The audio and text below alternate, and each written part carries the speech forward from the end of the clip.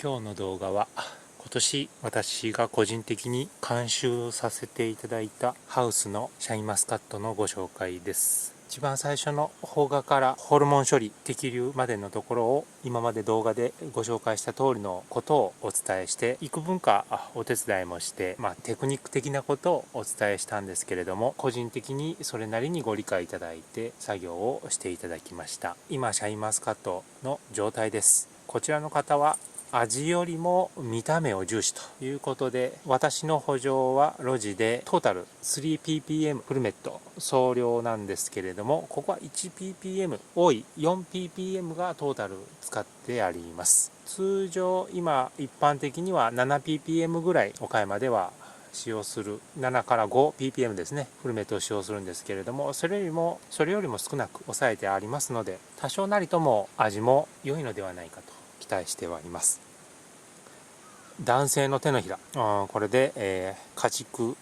車の付け根の長さが約6センチで、18センチぐらいの房高で収まっています。これで、トップの巻き込みと下側の埋まりも、それなりに出ていますし、一粒の粒のサイズというものも、これで多分 19g から 20g ぐらいいってると思います。まだ軟化期ではありますけども、まだ収穫までに、糖度が12度ぐらいで今止まっているので、まだ肥大するかとは思います。ただ肥大できる余裕がもうガチガチなのでありません。よってこれ以上の肥大は難しいかなとは思いますが、まだでも幾分かはじわっと肥大して、隣と喧嘩するいうような状況になるのではと思っています。軟化期に入っていますので、隣同士喧嘩して形状が扁平にはなりますけれども、埋まってない、隙間へ少しずつ移動していくということになるかと思います。軟化期に入ればこのような玉移動も多少しても車が折れたりするようなこともなかったりします。このようにして房型をよりいいものへと変えていくというようなことを行ったりもします。先ほど扁平して向きがあれだったんですけども、きちんと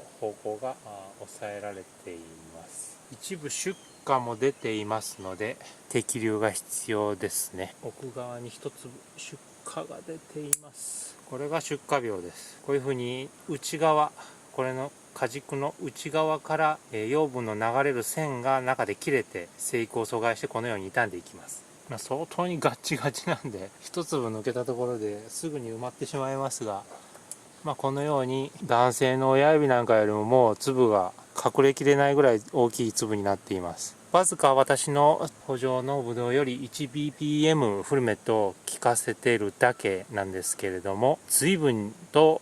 差が生じるということがこれで分かっていただけるかと思います。ほぼ上向きと奇形化を石となるものを取っていただいてこのような房型になっています。車の数とはこれだいたい9車もしくは10車ないかと思うんですけれども、短い6センチということなんで、通常 8.3ぐらいなんでもう1段あるんですが、このように小さい房でも車の数が少なかったとしてもこのように肥大自体房型として得ることは可能なので十分かと思います。これでだいたいそうですね、800後半から900今現段階あると思います。もう少し肥大が進めば1キロ足らずぐらいまでいく可能性もありますが、そこまでは本来いかなくてもいいので、甘さと肥大と、風味、食味、あと色味を全てですね、皆さんのご希望に添えるようなところに持っていければと思います。木を植えました。実際にどのような房にしたいかと、そういうことまで想像してブドウは作っていくんですけれども、その最終的なこの着地点、収穫という部分の理想形、これをどのような形にするかということが非常に重要なわけです。皆様の理想の房型というのはどういったものになるのかは分かりませんけれども、もう少し多分粒が小さくて数がたくさんついて車の数が12最低あって、粒を1つの車に対して5粒ぐらい残したら 1.2 キロぐらいになるかとは思うんですけども、それでも粒の平均は 15g ぐらいということになってしまいますし、糖度については18度という及第点の糖度になるのに、しばらく置いておかないと希望のところまで上がらない可能性もあるというようなことも踏まえて、そういうようなところも踏まえて、どの程度で及第点と満足することができるよというものを考えて栽培をしていってほしいかなと思っております。皆様がいい形にご自身のご希望通りになることを願っております。こういうふうに袋掛けを行っていても出荷病はかけてる中で出たりしますので、袋掛けを遅くするか、もしくは袋掛けをした後でも時々外してあと確認を行うか、もう諦めるか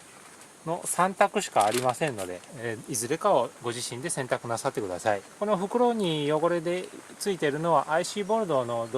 消毒を行ってありますので色がついておりますが、葉っぱを維持するため、特にハウスなどはダニなんかが温床になりますので、消毒作業は今後も収穫まで引き続き1回ないし2回と行う必要性があります。今日の動画はそういう動画でした。